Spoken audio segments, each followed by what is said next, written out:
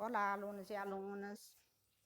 Estamos aqui para iniciar nossa aula de história. Espero que vocês estejam tudo bem, tá? E animados, né, para chegarmos até o final dessa aula. A nossa aula de história, eu vou lançar aqui dois desafios para vocês. Primeiro, é refletir o que é ser moderno e o que significa modernidade. Então, vocês não vão escrever essas questões, vocês vão apenas refletir e depois vocês vão me dar o feedback. Os objetivos da aula é compreender o que foi o Renascimento e qual o contexto histórico que ele se desenvolveu, estudar as principais características do humanismo, percebendo as influências da antiguidade clássica. Ok?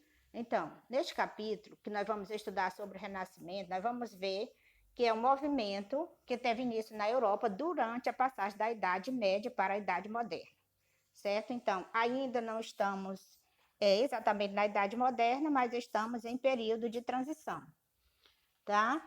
Então, nós vamos agora para o contexto histórico, perceber o que estava acontecendo, né, nesse mundo europeu, nesse período. Nós vimos que a partir do século XI, a Europa Ocidental passou por uma série de mudanças importantes.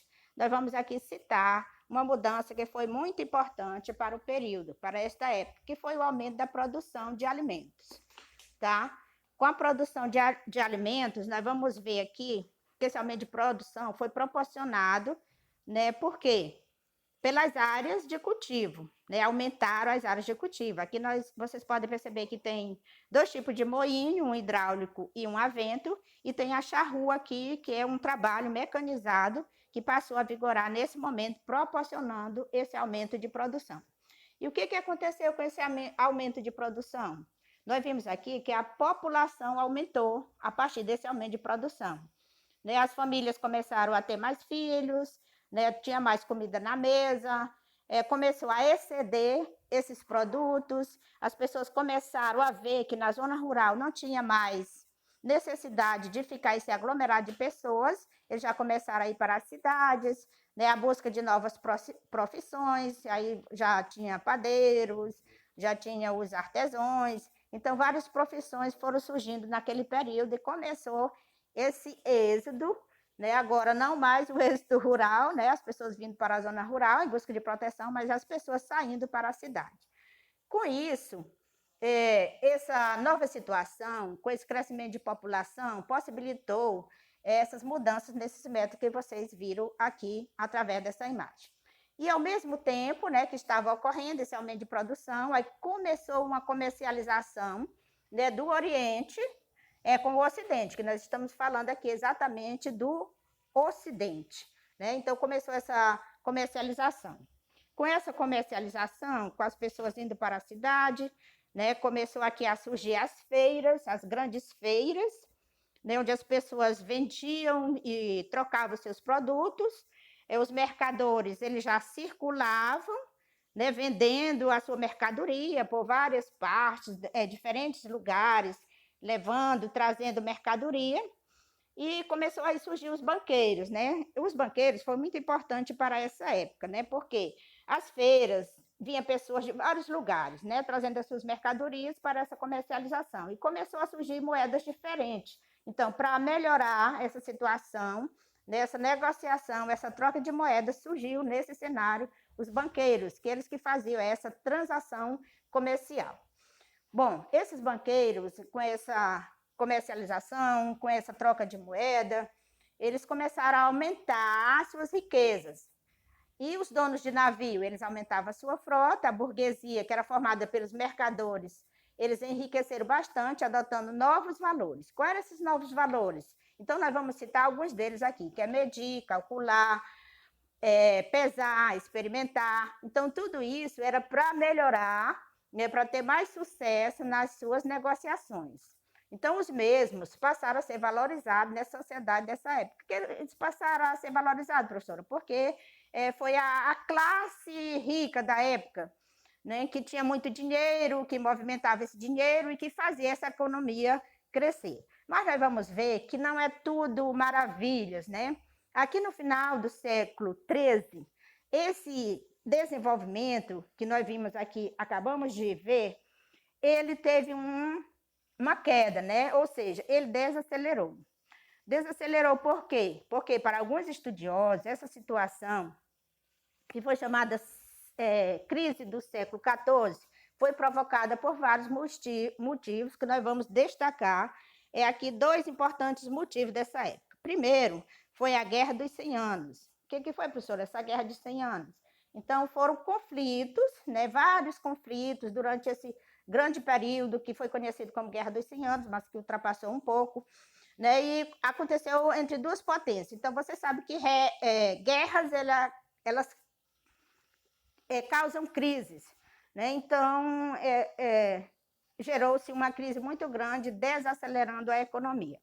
E nós vamos ver aqui também outra crise que aconteceu, né, do século XIV, chamada crise do século XIV, foi a peste negra.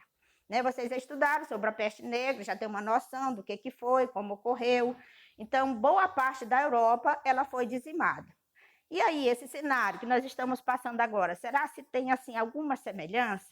Esse cenário aí da Covid, né?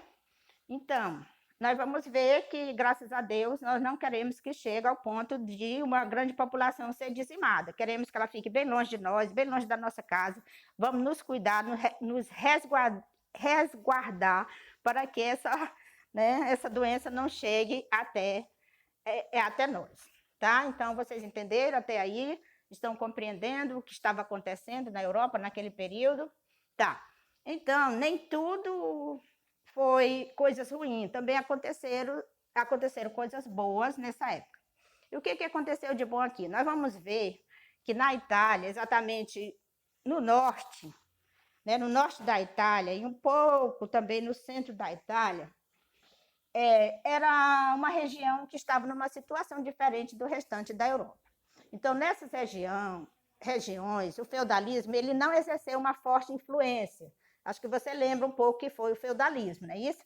Então, nessa região encontravam-se as regiões mais urbanizadas de toda a Europa. Essas regiões, que eram bastante urbanizadas, elas eram movimentadas pelo comércio, né, que gerava um grande fluxo de riqueza. Então, isso proporcionou o enriquecimento de comerciantes, de banqueiros e estimulou as atividades manufatureiras, certo? Então, essas cidades aqui que vão se destacar nesse período é Gênova, Veneza e Florença, certo? Então, essas cidades se destacaram como cidades portuárias, né, por onde circulavam muitas mercadorias. E nesse cenário dessa cidade, dessa movimentação toda, surgiu aqui um personagem que é o mecenato. Então, o mecenato, ele não é de origem exatamente renascentista. O mecenato, ele tem origem romana, lá no Império Romano.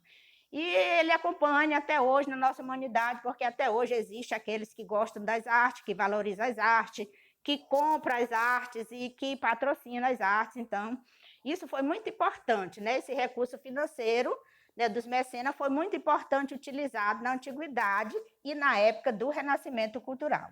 Então, quem eram os mecenas, professora? Então, meninos, alunos, os mecenas eram os príncipes, os condes, os duques, os bispos, os nobres, né, isso, os burgueses. Então, era aquela classe, né, que era dona do poder econômico. Então, eles tinham muito, né, muito dinheiro. Então, com esse dinheiro, eles financiavam as artes. Então, esses feitores, amantes e protetores das artes e das letras foram essenciais para o desenvolvimento da cultura renascentista. Então, vocês podem ver aqui, através dessa imagem, uma representação desses mecenas, desses burgueses, desses comerciantes, desses bispos, padres, etc., aqui em um cenário demonstrando esse mecenato dessa época, ok? Então, nós vamos ver que o mecenato, ele ocorreu na Itália, né? Eram os patrocinadores das artes. Eles se destacaram duas famílias, que foram as mais importantes, que foram os Esposas e os Médicis. Essas eram as famílias, né, que brigavam, né, pelo poder, né? Isso, eles queriam se tornar um mecenas e tinha essa guerra entre eles, né? Porque eles também queriam governar essas cidades. Certo? Então, tinha essa guerra. Mas isso foi importante, de certa forma, né? Porque eles passaram a patrocinar e a valorizar essas artes naquela época. ok? Então, as cidades, né, que eu falei para vocês, que se destacaram foram Florença, Veneza e Gênova. Agora, nós vamos passar para um outro título, que é o humanismo, certo? Então, o humanismo foi uma das correntes de ideias que mais contribuíram para a formação do Renascimento, ok? Então, um movimento que propunha o estudo dos autores dos antigos gregos e romanos.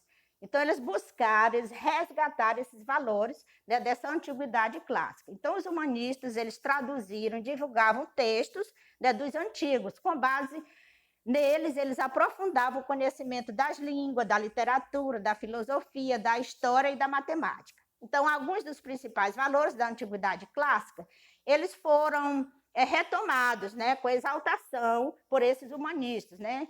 E entre elas nós temos aí a capacidade individual e a valorização da liberdade. Então, para melhor interpretar os textos desses antigos, né, dos clássicos humanistas, eles também se dedicaram ao estudo das línguas clássicas, que era o grego e o latim, ok? Então, não sei se vocês estão entendendo o que eu estou falando, mas espero que vocês estejam tendo uma compreensão desse conteúdo, ok, alunos? Então, nós vamos aqui para um outro momento, né, que são as características do Renascimento. Então,